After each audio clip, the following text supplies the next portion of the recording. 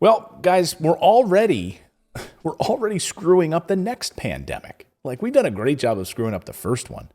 Well, we're learning a lot more this morning about what's inside this infrastructure stimulus bill, and it's really pissing me off.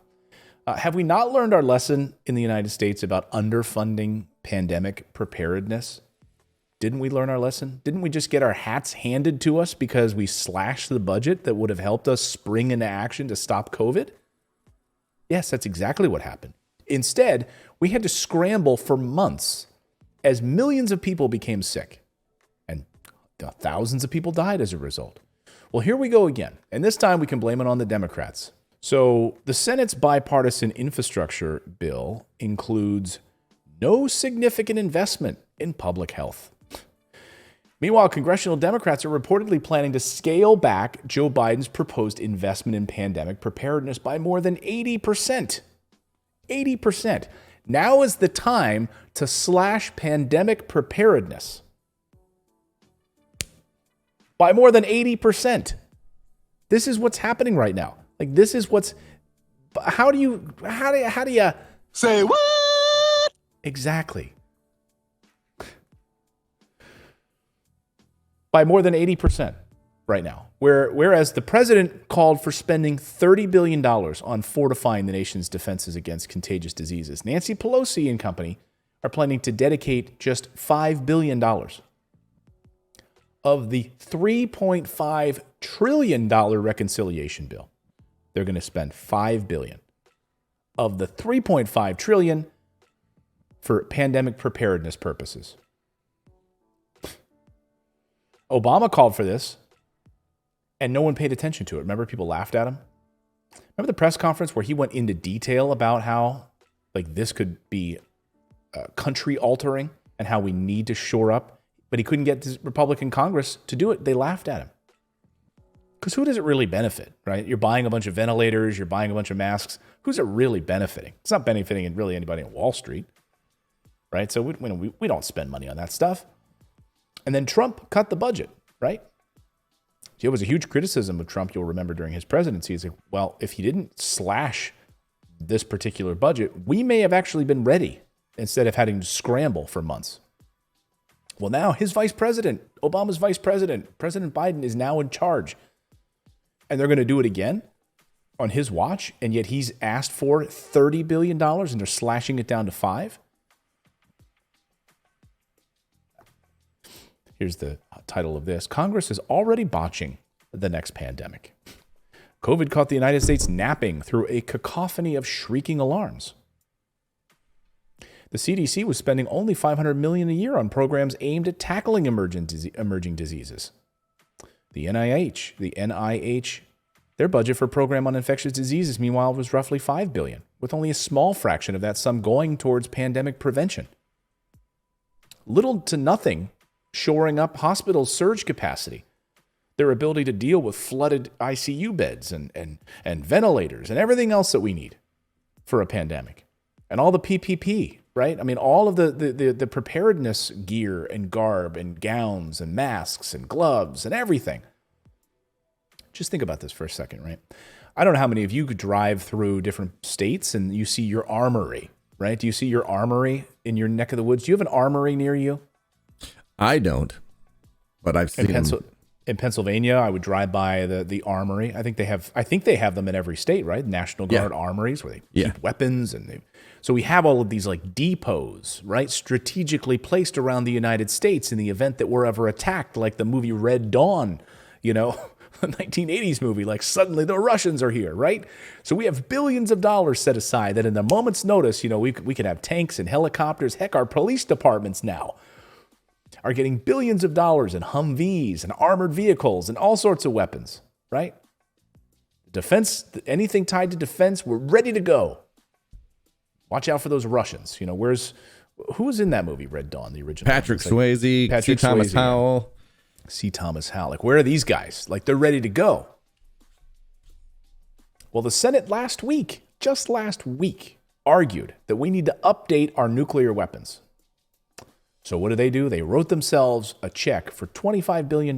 They did it behind closed doors, didn't debate it. There was hardly any dissent. $25 billion just for nuclear weapons to be updated. But our pandemic preparedness is dramatically underfunded, and they can't make this an important part of human infrastructure plan. Like, what's more important than that? Explain that to me. What's more important than making sure that the infrastructure of our health structure, our health system doesn't collapse under its weight again when we have to deal with something like this?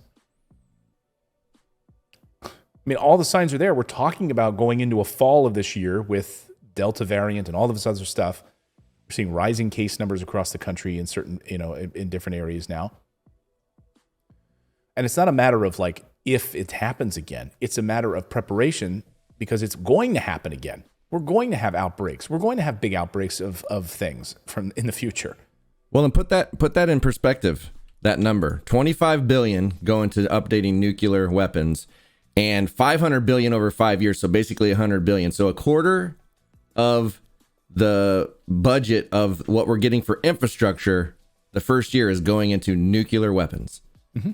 In 2021, we're updating nuclear weapons. Right. Huge priority, my friend. Those things, they haven't been touched in like 6 months. We got to get in there, make sure we get the most up-to-date camera equipment and electronic equipment so that we can get ready to not launch nuclear missiles and just spend more money on it. I mean, if they're in there because there's like, okay, we have had 2 incompetent presidents in a row, we need to get rid of this red button. If they're removing that, okay. I could probably vote for that because we keep going degressing in president mental capacity. So I think that what's more important? I mean, what's more important, right? If you can line, if Nancy Pelosi can line defense contractors' pockets, that's exactly what she's going to do. That's exactly how they stay in office. They keep making sure that these people get their pockets lined. And when it comes to actually caring about the American people, they screw you once again. You're not ruling anything out. Good morning. Sunday morning. Well, and that's even people love Elizabeth Warren, and she's done a lot of good, but she fights a lot for, what is it, Raytheon that's in her district? Raytheon or Lockheed? One of them. I think it's Lockheed, but I'm gonna forget. But they're in her district. But the thing is, they're all in everyone's district. That's the brilliance of what these companies have done. They literally have they've set up shop all across the United States in everyone's backyard on purpose, so that these like Boeing and Raytheon, they all have plants in like all 50 states on purpose, so that this piece is manufactured in Tennessee, and I can't go against Boeing in Tennessee because they make all of the radiators for this or whatever, and then up in Alaska, that's where we have this that's being taken care of, and so all of these pieces are built in different parts of the world, different parts of the United States, so they all have them in their backyard. That's how this goes, unfortunately. Meanwhile, now we've got this story, which is really kind of part of this entire narrative, which is, how are we going to pay for infrastructure? I mean, we thought we were going to go after tax cheats, right? We thought we were going to go after people who, wealthy, right? We thought we were going to go after billionaires. Why can't we just always start answering that question? When anybody from the government asks that question, why can't we just say, why don't you not worry about it? You're not paying for it. We are. Like you're not paying for it. So shut up. Exactly. So here's what, this Huffington Post piece this morning, it's pretty amazing because what we're, again, learning more about what's in this infrastructure bill and how exactly they're going to pay for this.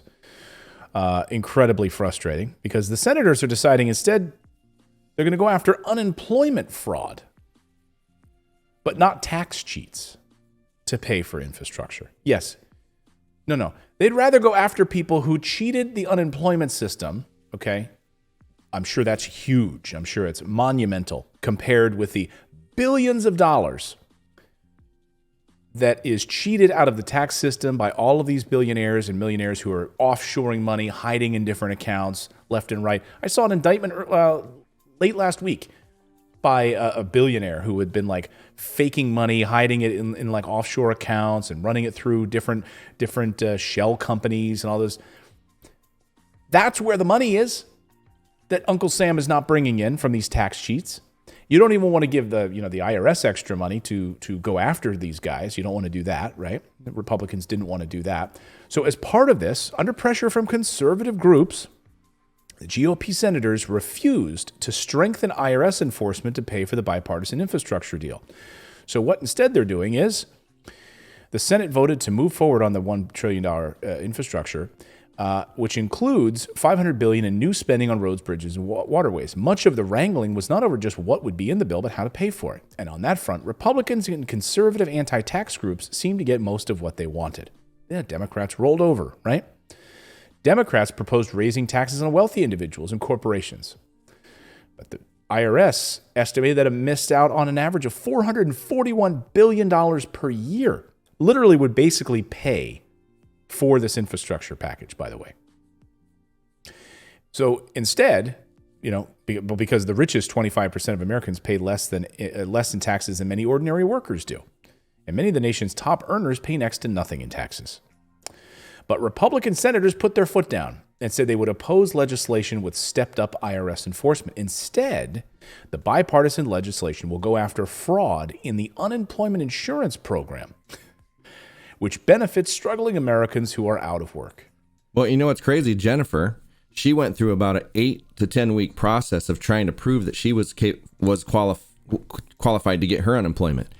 So she had to do a court thing and everything on Zoom and all that stuff and go all through all this stuff. She had to produce this paperwork and everything. And then finally at the end, they're like, okay, yeah, you got it. But at any time in that process, she could have been denied and had to pay it back. And so you got to wonder, like, if one person that I'm like personally connected to had to do that, there's going to be a lot of false positives in that. Yeah. That's a great point. Yeah. And so what, they're criminals? And Congress is going to spend their time going after people who are getting a $600 check? Really? That's where there's such immense fraud that's how we're going to pay for our infrastructure bill? I would love to see the numbers on this, right? I would love to see the numbers. Democrats, I love this point. Democrats say they have no problem rooting out waste and fraud in the unemployment program, but they take issue with going after only that pot of money. Long a target of Republicans, and not after people who are evading their taxes as well. Well, it always irritates me too. Like, for instance, let's just, for an example, use the drone program. Not the drone, like I'm talking about consumer drones, like a drone that I have that I fly around for fun. One person flew one into a geyser at Yosemite Park, right? So now there's all these rules and regulations around drones in parks because of one person. I would be fine giving a percentage of people something they don't deserve to make sure that I was helping more people.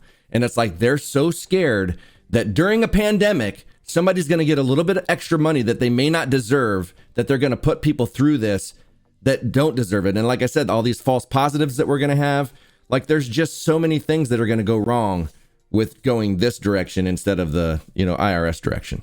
Yeah, this is what they're more concerned about.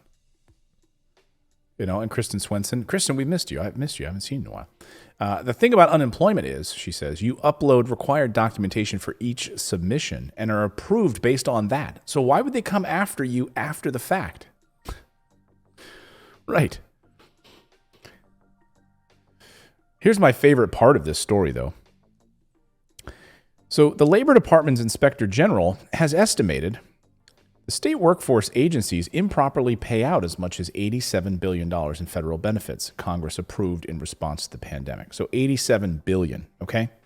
Now, compare that to the $441 billion that's estimated tax cheats are taxing the system.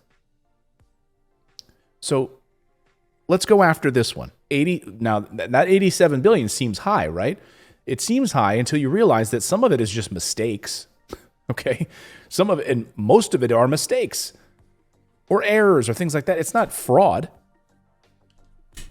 That sum includes both erroneous payments and actual fraud.